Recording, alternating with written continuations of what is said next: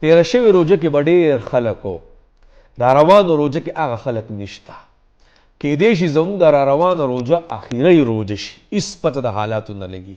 نو جناب د چا چې عمرونه په دې روژه کې مطلب روژې پې راشي او دی دنیا نه یې تللی، نو یاد ساته ګورئ ستا په شان ډېر خلک تېره شوې روژه کې به هم دا وي چې زما به دا روژه اخیرنۍ نه وي، هغوی په تورو خاورو کې پراته دي.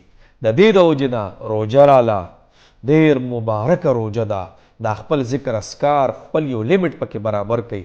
دا ټیک ټاک دا په حاشیانې دا خوا دې خوا دا ټول مکمل ختم کړي. دا یو روژه الله موږ له راکړې ده.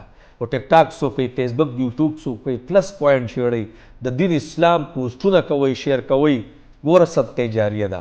کیدای شي دا روژه د مولانا اختر علي صاحب اخیرنۍ روژې، لا پته هم نه لګي چې را به شي او که نه، خو که راله را باندې نو کیدای شي دا روژه زما اخیرنۍ روان روژه را باندې را نشي 2026 ته. نو هر هغه وخت چې تیرې دا خپل اخیرنۍ ګڼه.